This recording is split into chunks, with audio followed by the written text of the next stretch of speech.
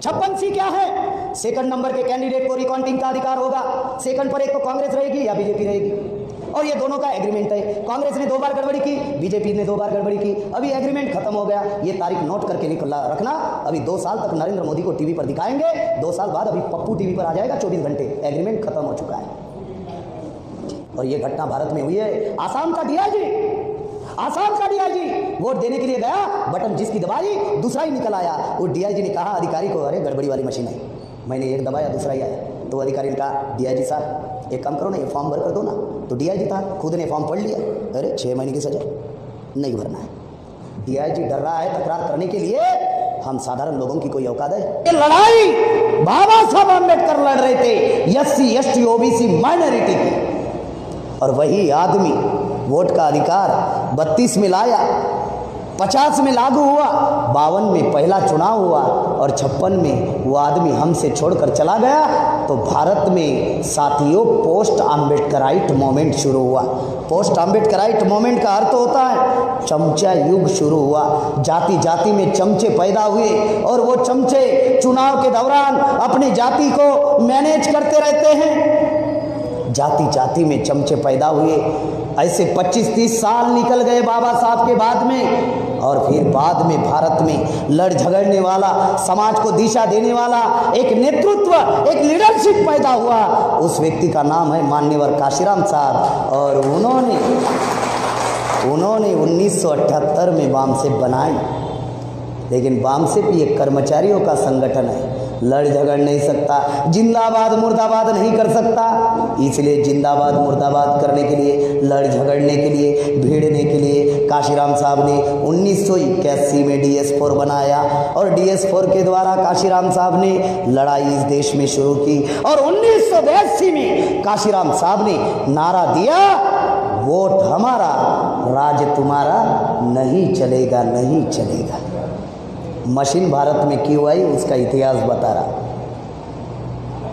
काशीराम साहब ने 1982 में कहा वोट हमारा राज तुम्हारा, नहीं चलेगा नहीं चलेगा। इंदिरा गांधी की सरकार थी, और इंदिरा गांधी एक कश्मीरी पंडित ब्राह्मण की लड़की थी, जायज थी, ब्राह्मण ही थी। इंदिरा गांधी ने सोचा बात तो सही है, बात तो सही है, संख्या इनकी ज़्यादा है। SC भारत में 15%, आदिवासी भारत में 8%, से OBC भारत में 52%, सिख ईसाई बुद्धिस्ट मुसलमान 10.5%, ये होता है टोटल आंकड़ा 85%। इंदिरा गांधी ने सोचा संख्या इनकी ज़्यादा है, जिनकी ज़्यादा संख्या होती है वोट उनके ज़्यादा होते। जब वोट इनके ज़्यादा है तो राज ब्राह्मणों का कैसे चलेगा। इंदिरा गांधी ने सोचा राज ब्राह्मणों का कैसे चलेगा, नहीं चलने वाला, क्योंकि काशीराम साहब ने भाईचारा का आंदोलन शुरू किया। 1981 से DS4 निर्माण किया, तब से भाईचारा का आंदोलन शुरू किया। SC ST OBC और मुसलमानों ने भाईचारा निर्माण किया। भाईचारा इतना डेंजर था कि जूते चप्पल सिलाने वाले लोगों ने कभी सोचा नहीं था कि किसी राज्य का मुख्यमंत्री बनेगा। काशीराम साहब ने जूते चप्पल सिलाने वाले लोगों को सिंहासन पर बिठाया। भाईचारा में इतनी ताकत है। काशीराम साहब ने ब्राह्मणों के साथ में भाईचारा नहीं किया, नहीं तो ताली बजाओगे तो ताली बजाते हुए सोचोगे नहीं भाईचारा तो सबके साथ बनाना होगा, नहीं, ये गलत होगा। काशीराम साहब ने भाईचारा किया SC ST OBC माइनॉरिटी कि ये भाई भाई है, DNA के आधार पर इस देश के मूल निवासी है, तो भाईचारा इनमें होगा। तो भाईचारा से इतना बड़ा परिवर्तन हुआ कि एक राज्य का मुख्यमंत्री जिसने कभी सोचा नहीं था वो लोग बन गए। इंदिरा गांधी ने सोचा बात तो सही है, वोट इनके ज्यादा है, राज हमारा कैसे चलेगा। 1970 के दशक में विकसित देशों में EVM मशीन का इस्तेमाल हुआ था। अमेरिका में, जापान में, लंदन में, जर्मनी में इस्तेमाल हुआ था। मशीन फेल हुई, वहाँ के देशों के लोगों ने मशीन फेंक दी। जर्मन के सुप्रीम कोर्ट ने मशीन के ऊपर बैन लाया। ये इंदिरा गांधी के कार्यकाल में चल रहा था विदेशों में मामला। जिन विदेशों ने मशीन को फेंक दिया वो मशीन इंदिरा गांधी ने भारत में लाई। क्यों लाई? भारत में ब्राह्मणों की संख्या 3.5% है। 3.5% ब्राह्मण के नाम पर अगर चुनाव लड़ेगा तो वो ग्राम पंचायत का सदस्य नहीं बन सकता। भारत के किसी भी ग्राम पंचायत का जब सदस्य नहीं बन सकता तो सरपंच कहाँ से चुनेगा? और जब सरपंच किसी ग्राम पंचायत का ब्राह्मण नहीं बन सकता, वो ब्राह्मण आज भारत देश के पंचायत का प्रधानमंत्री चुन रहे हैं और देश के हुक्मरान बने हुए। ब्राह्मणों की संख्या 3.5% है। 3.5% ब्राह्मण के नाम पर चुनाव लड़ेगा, वो ग्राम पंचायत का साथी सदस्य नहीं बन सकता।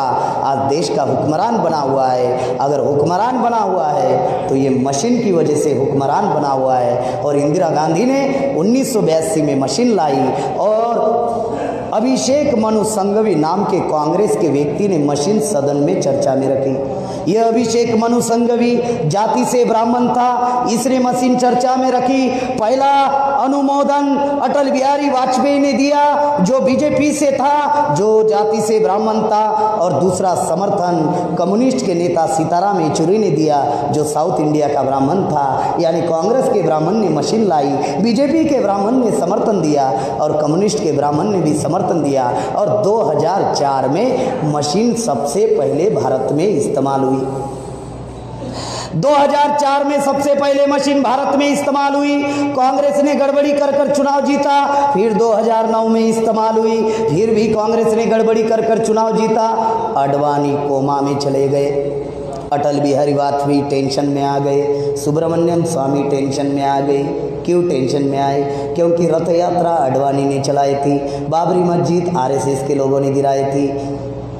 खास बात बता रहा हूँ, गोधरा हत्याकांड बीजेपी के लोगों ने किया था, इसलिए टेंशन में आए थे कि हमने कारनामे किए, फायदा कांग्रेस को हो रहा है। मामला क्या है? तो सुब्रमण्यम स्वामी अडवाणी छानबीन करना शुरू किया। छानबीन में पता चला सुब्रमण्यम स्वामी को कि मशीन में गड़बड़ी कर कांग्रेस चुनाव जीत रही है। पता चला कि मशीन में गड़बड़ी कर कांग्रेस ने चुनाव जीता है। वो गड़बड़ी वाले दस्तावेज सुब्रमण्यम स्वामी ने इकट्ठा किए और वो दस्तावेज लेकर हाईकोर्ट में गए। दिल्ली हाईकोर्ट का मामला सुप्रीम कोर्ट में गया। सुप्रीम कोर्ट के जस्टिस ने सुब्रमण्यम स्वामी को सवाल पूछा कि इसमें गड़बड़ी है, ऐसा आप कह रहे हो, तो इसमें क्या गड़बड़ी है? तो सुब्रमण्यम स्वामी ने कहा कि इस मशीन में 4 फॉल्ट है। नंबर 1 का फॉल्ट, मतदाता जब बटन दबाता है वोट किसको गया पता नहीं चलता है, इस वजह से। दूसरा फॉल्ट, फिजिकल एविडेंस नहीं है, इस वजह से। तीसरा फॉल्ट, फिजिकल वेरिफिकेशन नहीं है, इस वजह से। चौथा प्रॉब्लम है कि मशीन में रिकाउंटिंग सिस्टम नहीं है, मशीन में रिकैलकुलेट सिस्टम है। 4 फॉल्ट। तो जस्टिस ने कहा मामला तो गंभीर है। यहाँ पर भी हमारे एक जस्टिस थे, गए, मामला तो गंभीर है। तो सुप्रीम कोर्ट के जस्टिस ने कहा क्या करना होगा, क्या करना होगा? तो सुब्रमण्यम स्वामी ने कहा कि इसमें एक सुधार लाने के लिए पर्याय है। तो जस्टिस ने कहा कौन सा? तो बोले ईवीएम मशीन के पहले, सुब्रमण्यम स्वामी ने कहा ईवीएम मशीन के पहले भारत में एटीएम मशीन आई थी। अगर ग्राहक के फला बैंक में 1 लाख रुपए हैं, अगर उसको पैसे निकालना है तो वो बैंक में जाएगा और लाइन में लगेगा।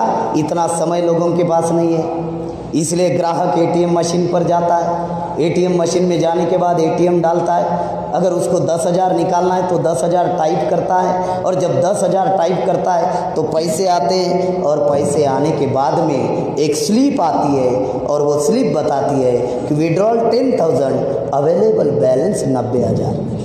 इस वजह से क्या होता है? तो ग्राहक का एटीएम मशीन के ऊपर विश्वास होता है, नंबर 1। और नंबर 2, मान लीजिए वो ग्राहक ग्वालियर का है, उसका खाता ग्वालियर में है, लेकिन वो ग्राहक अगर दिल्ली में है, कन्याकुमारी में है, तो भी उसका बैंक के ऊपर विश्वास होता है। लेकिन ये जो वोटिंग मशीन है, मतदाता बटन दबाता है, आवाज़ किसको गया पता नहीं चलता है। इसीलिए माननीय महोदय, अगर ईवीएम के साथ में जैसे एटीएम में पेपर ट्रेल मशीन है, ऐसी अगर पेपर ट्रेल मशीन अगर लगाई जाए तो मतदाता का विश्वास होगा। 8 अक्टूबर 2013 में सुप्रीम कोर्ट ने आदेश दिया चुनाव आयोग को, और कहा प्यारा नंबर 29 में कहा सिर्फ मशीन के ऊपर चुनाव करने से, ईवीएम के ऊपर चुनाव करने से फ्री फेयर एंड ट्रांसपेरेंट चुनाव नहीं होगा। अगर आपको फ्री फेयर यानी निष्पक्ष, स्वतंत्र, पारदर्शी अगर चुनाव करना है तो एटीएम मशीन में जो पेपर ट्रेल मशीन है वो पेपर ट्रेल मशीन आपको लगानी होगी। यह आदेश है 8 अक्टूबर 2013 का प्यारा नंबर 29 में। प्यारा नंबर 28 में क्या कहा, इन केस ऑफ डिस्प्यूट, अगर कोई विधानसभा या लोकसभा में अगर वाद विवाद होता है, अगर वाद विवाद होता है तो फिर गिनती ईवीएम मशीन की नहीं होगी। जो पेपर ट्रेल मशीन लगाई उससे जो पर्ची बाहर आती है उनकी 100% गिनती होगी। शब्द प्रयोग किया है मैन्युअली काउंटिंग होगी। मैन्युअली काउंटिंग का मतलब होता है 100% गिनती होगी। यह आदेश दिया 8 अक्टूबर 2013 को। पेपर ट्रेल मशीन से जो पर्ची निकल रही है उसकी 100% गिनती होगी। यह प्यारा 28 में आदेश दिया गया। लेकिन मजे की बात यह है कि 2014 में पेपर ट्रेल मशीन लगाई नहीं। आदेश था 8 अक्टूबर 2013 का और बीजेपी ने 282 सीटें जीतकर चली गई। इसके विरोध में भारत में किसी भी व्यक्ति ने चुनाव आयोग के विरोध में कोई बयानबाजी नहीं की, चुनाव आयोग के विरोध में किसी ने आवाज नहीं उठाई। लेकिन भारत में एक लाल पैदा हुआ जिसका नाम है वामन मेश्राम साहब, और उन्होंने चुनाव आयोग के विरोध में सुप्रीम कोर्ट में केस लेकर गए। चुनाव आयोग के विरोध में अनिल मेरे गाड़ी में डॉक्यूमेंट सही लेके आ रहा। चुनाव आयोग के विरोध में वामन मेश्राम साहब ने केस किया कि माननीय महोदय आपने आदेश दिया 8 अक्टूबर 2013 को, लेकिन चुनाव आयोग ने पेपर ट्रेल मशीन नहीं लगाई। ये सुप्रीम कोर्ट आपका बहुत बड़ा अपमान किया चुनाव आयोग ने। उसे कहते हैं कंटेम्प्ट ऑफ कोर्ट। कोई वकील इधर बैठे होंगे तो उनको समझ में आ रहा है, कंटेम्प्ट ऑफ कोर्ट। ये कोर्ट की अवमानना की चुनाव आयोग ने, और जो कोर्ट की अवमानना करते हैं उसको 6 महीने की सजा होती है। जब ऐसा केस लेकर गए सुप्रीम कोर्ट में वामन मेश्राम साहब, तो साथियों मेश्राम साहब ने केस जीत लिया और चुनाव आयोग ने केस हार लिया। और वो तारीख है 24 अप्रैल 2017 को मेश्राम साहब के समर्थन में जजमेंट आया, और 24 अप्रैल 2017 को सुप्रीम कोर्ट ने फिर से चुनाव आयोग को आदेश दिया कि किसी भी परिस्थिति में आपको पेपर ट्रेल मशीन लगानी होगी। साथियों जब ये आदेश दिया, ये है वो मेश्राम साहब के 24 अप्रैल 2017 का जजमेंट जो जीत लिया। देश का इतना बड़ा जजमेंट कि केंद्र सरकार को 3567 करोड़ रुपया देना पड़ा पेपर ट्रेल मशीन लगाने के लिए। ये जजमेंट की बदौलत आज भारत में अगर 13 लाख पेपर ट्रेल मशीन लगी तो ये वामन मेश्राम साहब की बदौलत लगी। लेकिन भारत के किसी भी न्यूज़पेपर में छपकर नहीं आई, भारत के किसी टीवी चैनल पर दिखाया नहीं गया। 2 मिनट के लिए, 1 मिनट के लिए देश का इतना बड़ा जजमेंट। अभी पेपर ट्रेल मशीन लगाई, लेकिन गड़बड़ क्या है जानते हो? महाराष्ट्र में 2014 का विधानसभा का चुनाव था, और महाराष्ट्र में अमरावती जिला है, और अमरावती जिला में विधानसभा में Amravati paper trail machine testing के लिए लगाई गई थी। और उस विधानसभा में एक मराठा समाज का व्यक्ति चुनाव में खड़ा था, और उस व्यक्ति का नाम है प्राध्यापक रविंद्र राणे। पहचानते हो ग्वालियर के लोग? पहचानते हो प्राध्यापक रविंद्र राणे को? ये व्यक्ति जो आपके समक्ष खड़ा है, ये रविंद्र राणे जी अमरावती विधानसभा में चुनाव में खड़े थे, और इनके विधानसभा में पेपर ट्रेल मशीन टेस्टिंग में लगाई गई थी। सारी विधानसभा में कमल की दबाव कमल दिख रहा है डिस्प्ले, पंजा की दबाव पंजा दिख रहा है, हाथी की दबाव हाथी दिख रहा है, और खटिया की दबाव खटिया दिख रहा है। ये है पेपर ट्रेल मशीन, इनके विधानसभा में लगाई गई थी। दोनों मियाँ बीवी वोट देने के लिए गए, कैंडिडेट थे खुद, वोट देने के लिए गए, वोट दिया, इनका चुनाव चिन्ह खटिया था, खटिया की बटन दबाई, डिस्प्ले पर खटिया दिखाई दिया, पर्ची 7 सेकंड बाद कटकर बैलेट बॉक्स में गिरी, फिर बीवी ने बटन दबाई खटिया की, खटिया दिखाई दिया, फिर वो 7 सेकंड बाद बैलेट बॉक्स में गिर कर पड़ी, और जब रिजल्ट आया तो जिस बूथ पर इन्होंने वोट दिया वहाँ पर 0 वोट निकला है।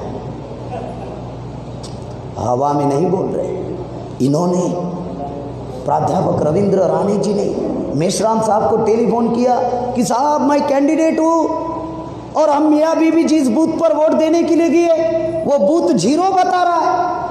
अच्छा, तो इनको कहा चुनाव आयोग को लेटर लिखो तो लेटर।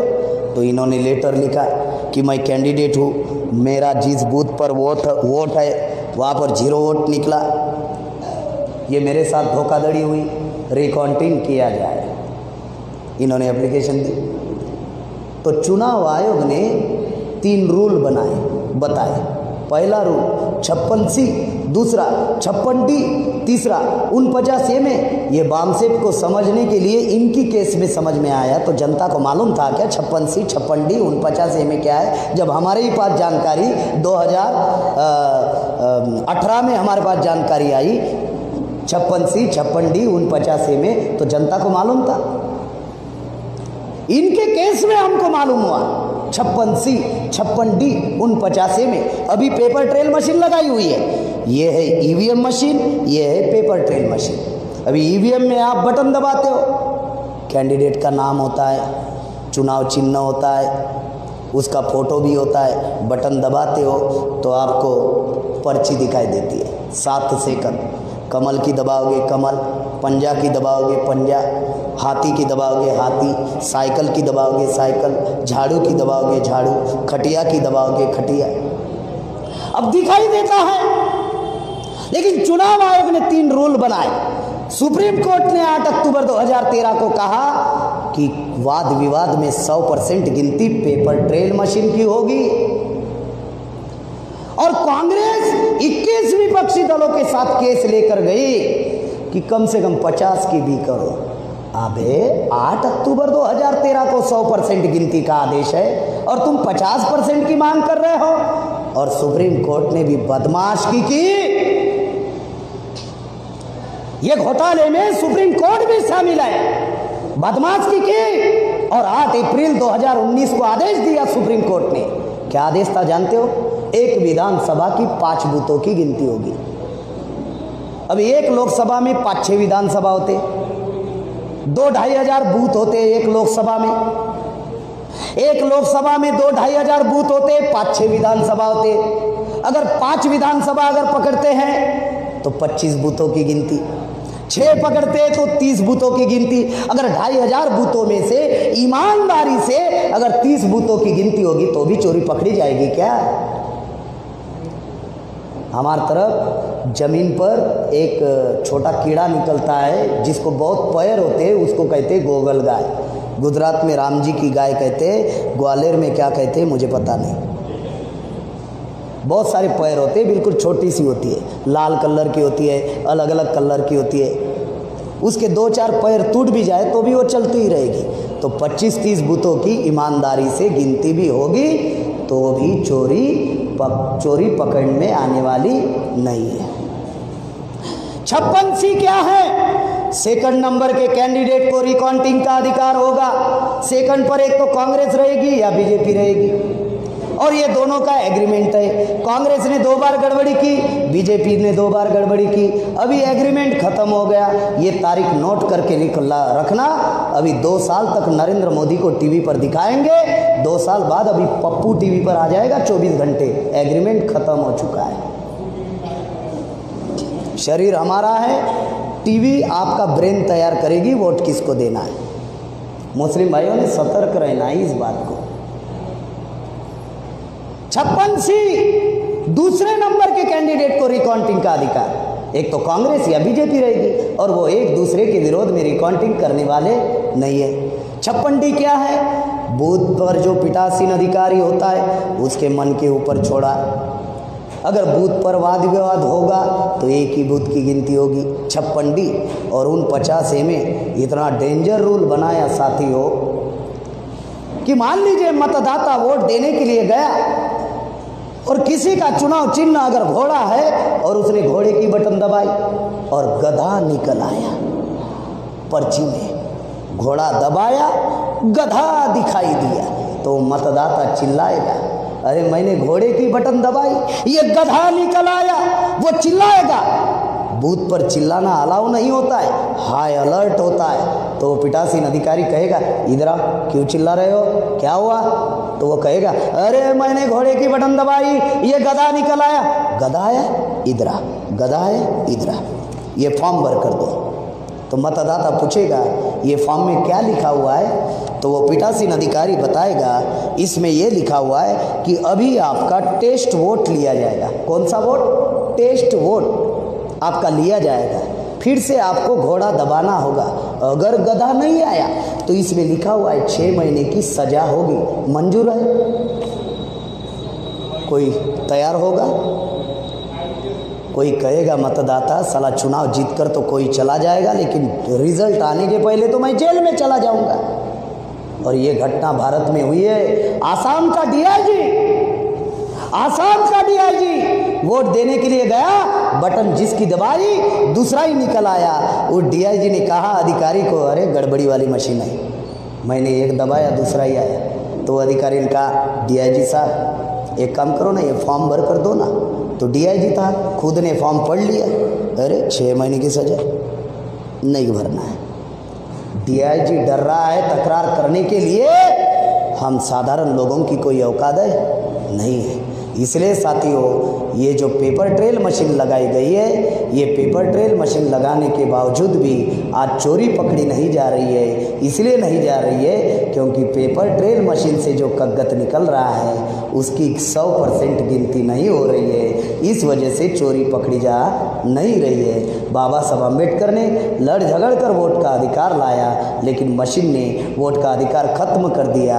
आज हमारी किसी भी समस्या का समाधान नहीं हो रहा है, ये ईवीएम की वजह से। ना आदिवासी की हो रहा है, ना शेड्यूल कास्ट की हो रहा है, ना ओबीसी की हो रहा है, ना मुसलमानों की हो रहा है, ना किसानों की हो रहा है, ना महिलाओं की हो रहा है, ना छात्र नौजवानों की हो रहा है, और ना ही कर्मचारियों की किसी समस्या का समाधान हो रहा है। क्योंकि जनता के वोट का जो डर है वो खत्म हो चुका।